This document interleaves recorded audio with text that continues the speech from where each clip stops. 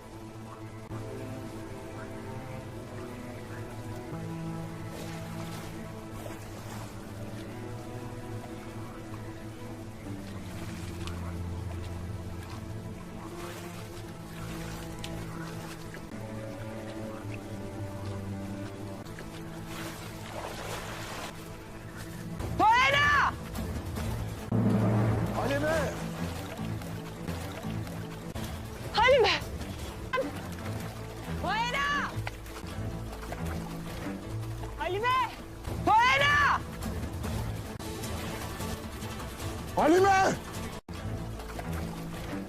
Halime! Halime! Halime!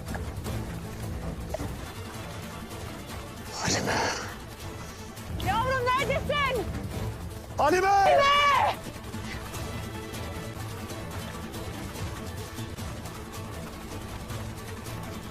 Neredesin bacım? Nerede? Kızım! Halime! Halime! Poyena!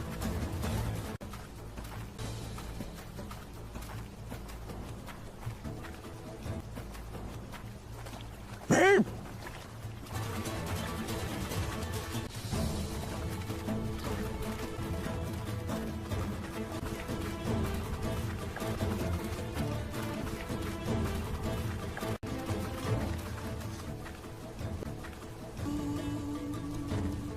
Osman. Poyena. Bala.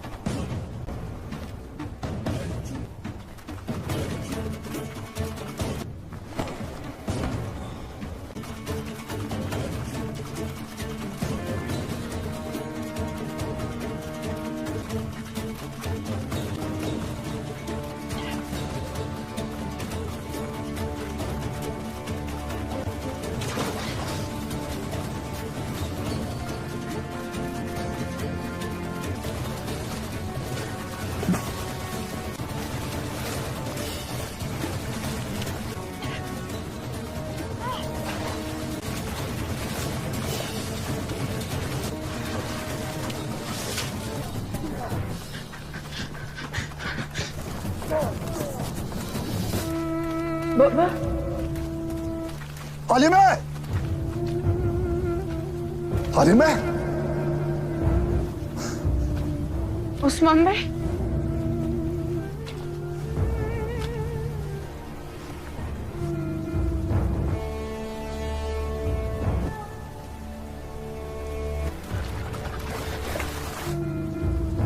Halime!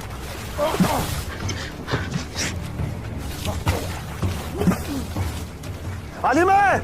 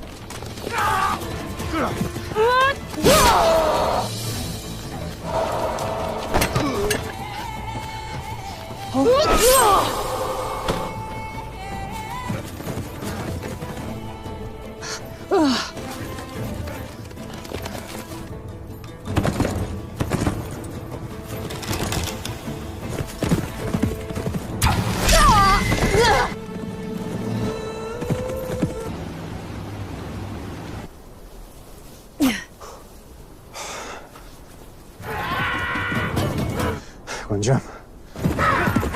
Hadi. Alaaddin.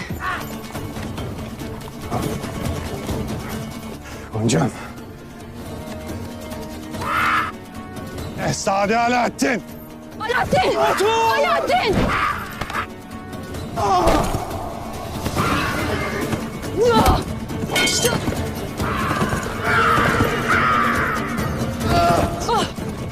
Alaaddin! Bırak. Alaaddin! Bırak.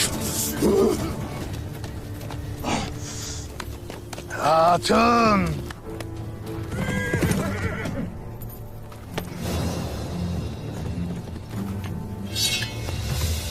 Hala.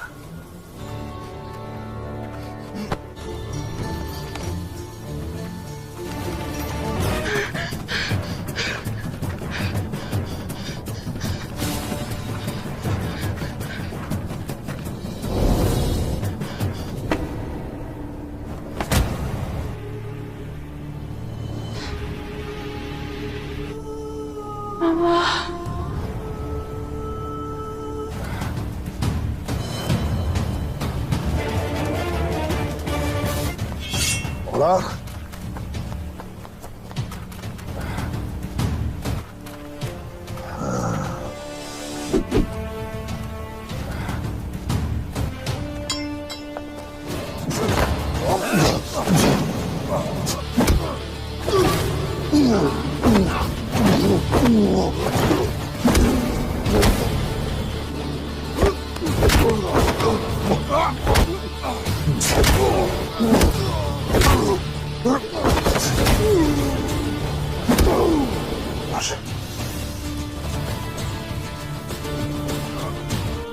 Yes. Ya Allah. Hey!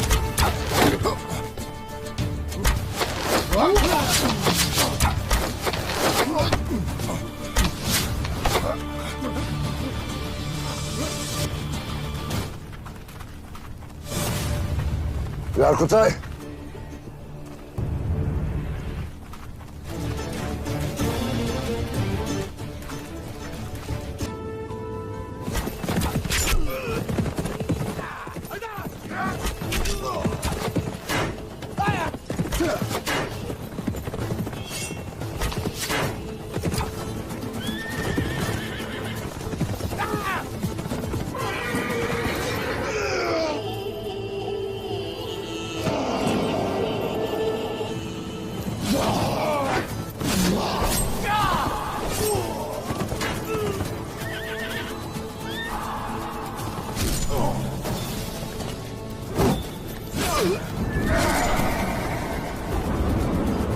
Osman!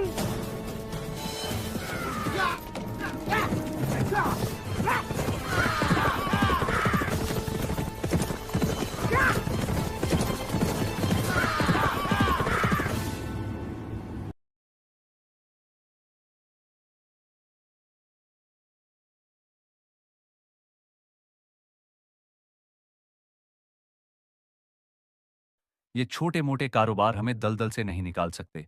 हमें स्थायी मुनाफे की जरूरत है। तभी एक सिपाही आकर सूचना देता है, लॉर्ड जुलास आपसे व्यापार के मामले में मिलना चाहते हैं। दोनों खुश हो जाते हैं। अलीसा कहता है, चलो, हमें बाबा कप्तान को इंतजार नहीं करवाना चाहिए, और वे तुरंत चल पड़ते हैं। साहिरा और आसिफ का टकराव कहीं और। साहिरा, ताजर राकिफ की बेटी, आसिफ से बात करते हुए कहती है, मुझे कौंट मैला ने कैरेक से बुलाया है, मैं जा रही हूं। आसिफ चिंतित होता है, क्या तुम्हें पता है कि तुम क्या कर रही हो? बोरो पहले से ही बेकाबू है, उस पर जो भी थी उसने उसे तोड़ दिया है। साहिरा दृढ़ता से कहती है, मैं उससे नहीं डरती, मैंने अपना पक्ष चुन लिया है, अगर वह अय्यूबियों पर हमला करने की हिम्मत करेगा तो मुझे अपने सामने पाएगा। आसिफ हार मानकर कहता है, ठीक है, तो बदवेयों को खबर दे दो, यह सफर किसी आम यात्रा जैसा नहीं होगा। शाम में सुल्तान की चिंता इधर। सुल्तान सलाहुद्दीन काजी फाजिल के सामने परेशान होकर कहते हैं, हमें उस शख्स के बारे में सिर्फ इतना पता है कि वह शाम में कलई घर था, कोई नहीं जानता कि उसका कुर्रान साहब से क्या रिश्ता था। यह बात मुझे बेचैन कर रही है। काजी फाजिल सांत्वना देते हैं, तकलीफ का नतीजा राहत होगा इंशा अल्लाह, जैसे ही कोई सुराग मिलेगा सच्चाई सामने आ जाएगी। सुल्तान चिंतित स्वर में कहते हैं, हम जान लेंगे, लेकिन उम्मीद है कि यह मामला और उलझेगा नहीं। एबल्लन में लॉर्ड जुलास की चाल। एबल्लन में अलीसा लॉर्ड जुलास से मिलता है। जुलास कहता है, मैंने सुना है कि तुम्हारा वाकिल से अच्छा रिश्ता है, क्या यह सच है? अलीसा हाँ में सिर हिलाता है। जुलास आगे कहता है, हमें एबलन से कुछ सामान भेजना है, लेकिन रुस्तम साहब ईसाई व्यापारियों से सौदा करने से इनकार करते हैं, यह समस्या बन सकता है, क्या तुम इसे संभाल सकते हो? अलीसा तैयार हो जाता है। जुलास उसे 500 चांदी के सिक्के का वादा करता है और कहता है, काफिला तैयार है, तुरंत रवाना हो जाओ। अलीसा चला जाता है।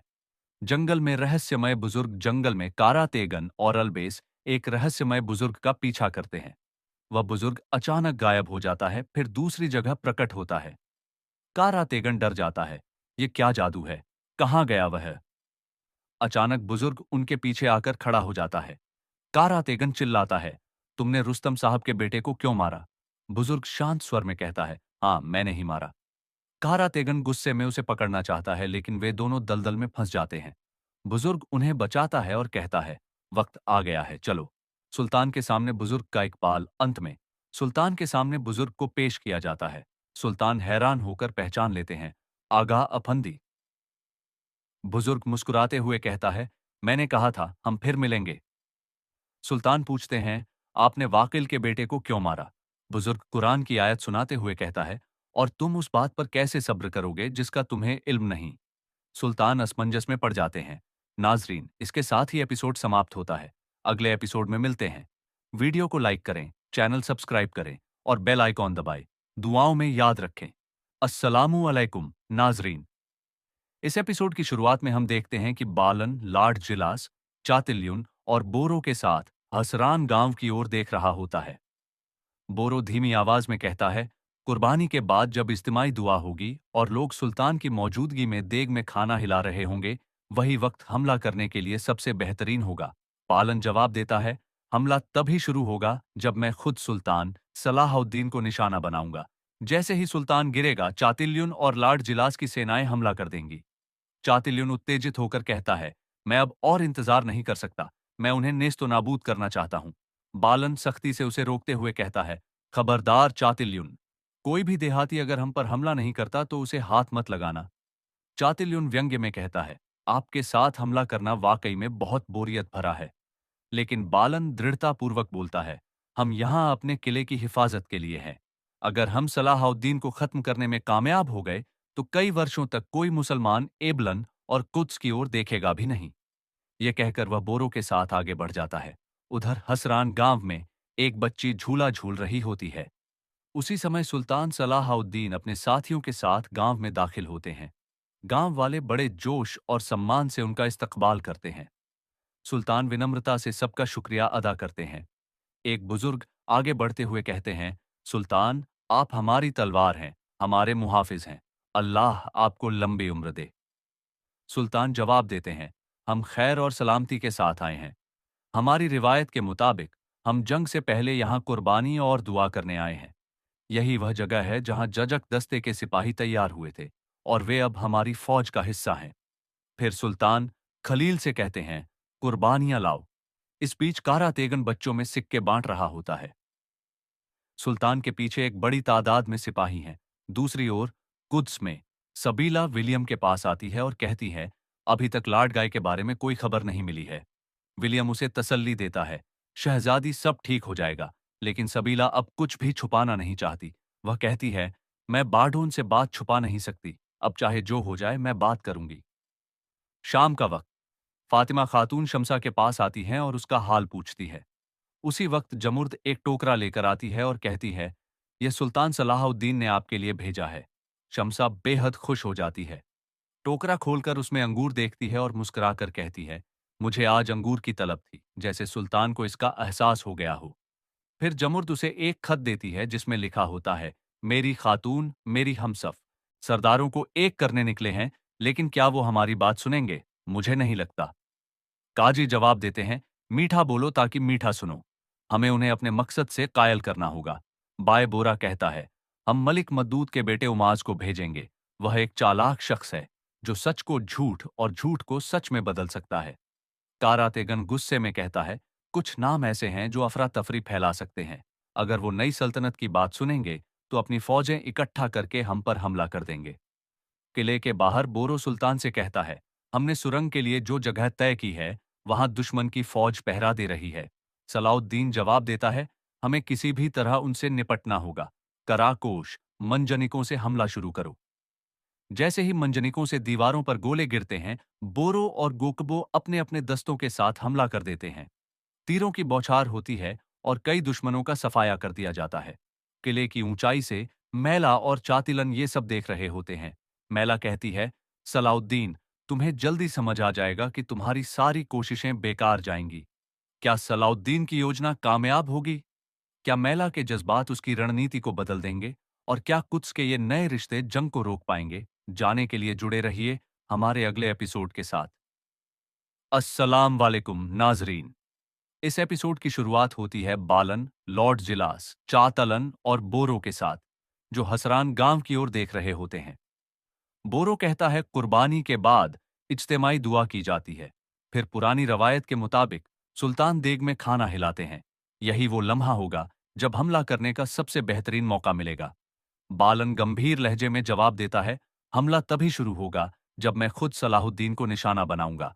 जैसे ही सुल्तान गिरेगा, चातलन और जिलास की फौजें आगे बढ़ेंगी।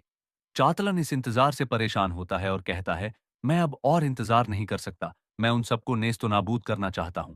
मगर बालन उसे सख्ती से रोकते हुए कहता है, खबरदार चातलन, कोई देहाती अगर हम पर हमला नहीं करता तो उसे हाथ भी मत लगाना। चातलन चिढ़कर कहता है, आपके साथ हमला करना वाकई बोरियत भरा है। लेकिन बालन ठंडे लहजे में कहता है, हम यहां अपने किले की हिफाजत के लिए हैं। अगर हम सलाहुद्दीन को रोक पाए तो न एबलन पर हमला होगा, न ही कुदस पर। उधर हसरान गांव में एक बच्ची झूला झूल रही होती है और उसी दौरान सुल्तान सलाहुद्दीन अपने साथियों के साथ गांव में दाखिल होते हैं। लोग उन्हें जोशीले अंदाज में सलाम करते हैं। एक बुजुर्ग बढ़कर कहते हैं, सुल्तान, आप हमारी तलवार और हिफाजत हैं। अल्लाह आपकी उम्र दराज करे। सुल्तान मुस्कुराकर जवाब देते हैं, इंशाअल्लाह, हम खैरियत और सलामती के साथ यहाँ